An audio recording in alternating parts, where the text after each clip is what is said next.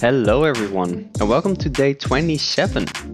Now, the first thing you'll see already is that we have a tavern that is way more alive in the sense of how it's built.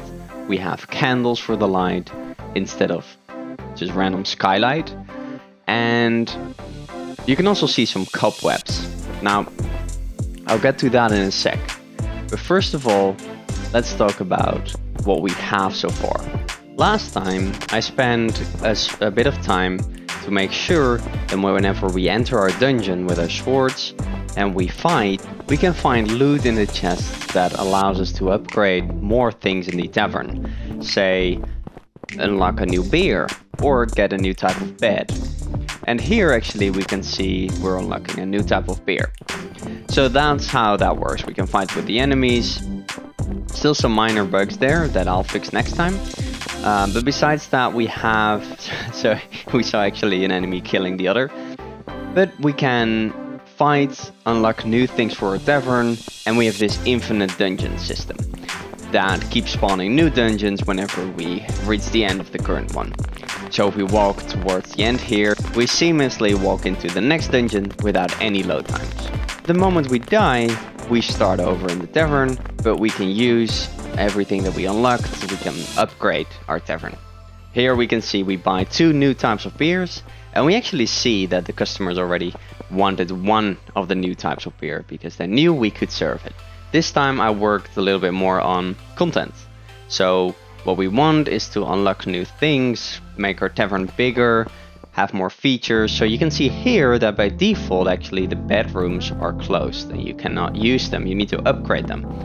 You need to unlock them. And when you unlock them, you can have the customers sleeping in your tavern. And all of these upgrades are added to the loot again, and they will randomly be shuffled to be part of the loot. And the same goes, for example, for the area we see on the left, which is completely filled with cobwebs. At some point you will be able to unlock it and have more seating, and will just be nicer. So by default we'll have 2 seats. We'll probably get rid of the other 3, and you need to unlock more and more. We can also see in the bedrooms that the lights are off, and in this area. So the moment you unlock it, it will feel more alive and it will be part of your tavern. And that's the main goal. So let's unlock one right now. We can see the lights turning on. Now we can also see a bunch of cobwebs, which is not great. So what I've added is a way to get rid of them. So now we can pick this up and we actually can clean the area. We can see that here. So you can also see the lines, which means I just treat it as a normal weapon, which is kind of funny. You can take it with you in the dungeon and you can hit people. It will not hurt the enemy much, but it in theory you could. So that might be a nice hard challenge to finish all dungeons with just this as a weapon. I actually also moved to level streaming when I moved to dungeons, and I included even the tavern and the loading part with that. So we can see here me enabling and disabling parts of the level which will be loaded when they are required. And we can see the dungeon spawning. So all of this will load in the background and will make it easier for you to play, because not everything is loaded initially and not everything is loaded all the time. By separating these areas, so we have the roguelike preparing zone and we have the tavern itself, I also divided what actions can be done in what area.